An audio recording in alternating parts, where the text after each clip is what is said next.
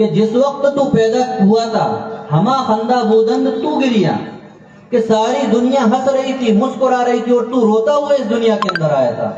بھائی کسی کے یہاں بچہ پیدا ہوتا ہے تو ایک دوسرے کو خوشی اور مبارکبادی پیش کرتے ہیں کہ نہیں؟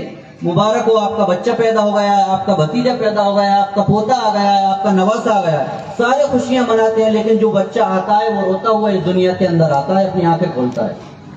تو کہا کہ ہم چنازی کہ زندگی اس طریقے سے گزار کہ وقت مردنے تو، جب تیری موت کا وقت آ جائے، ہما گریا شوند تو خندہ، تو ہنستا ہوا جائے اور ساری کی ساری دنیا اس پر آنسو برسا رہی ہو۔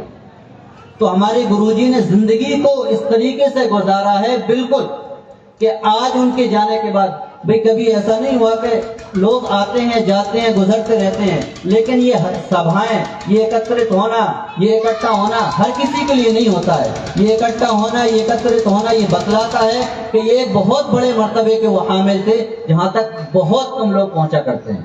اسی کا ہے نا کہ ہمارا جو دیش ہے بہت سے خوشبوؤں کا ایک گلدستہ ہے، بہت سے خوشبوؤں کا گلدستہ ہے۔ ہر سماج اس کے اندر رہتا ہے، سکھ رہتے ہیں، جین رہتے ہیں، بدھ رہتے ہیں، کرسچن رہتے ہیں، مسلم رہتے ہیں، ہندو رہتے ہیں، کچھ بھی رہتے ہیں۔ تو ایک گلدستہ ہے، اس گلدستے سے جو مہک آتی ہے وہ کسی ہندوستان کے علاوہ کسی اور ملک سے وہ آتی نہیں ہے۔ لیکن اس گلدستے سے یہ سمجھا جائے کہ آچاریہ گرو جی کا جانا اس دنیا سے گویا کہ اس گلدستے سے ایک پھول کا گر جانا ہے۔ اور ہر انسان جانتا ہے کہ کچھ چیز اگر وہاں سے گر جاتی ہے تو کتنا نقصان دہ ہوا کرتا ہے۔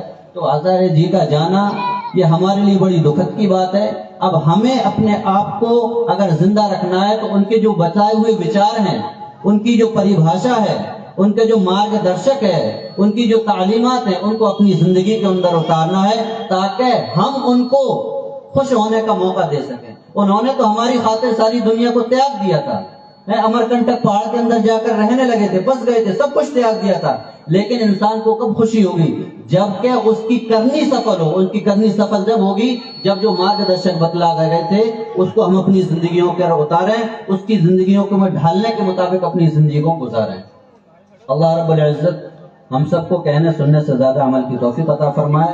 اور اللہ تعالی میں تو دعا کرتا ہوں کہ تمام انسانوں کو، پورے کے پورے بھارت ورش کو کوئی نہ کوئی ایک ایسا شخص دے جو ان کا بدل بن سکے۔ واقعی کوئی بدل تو ان کا نہیں ہو سکتا ہے، لیکن کچھ نہ کچھ ایسا اپنا سایہ کر دے جس کی وجہ سے ہم پر جو ایک سایہ اٹھ چکا ہے بڑے کا، وہ کچھ نہ کچھ ہمیں ڈھانپ سکے۔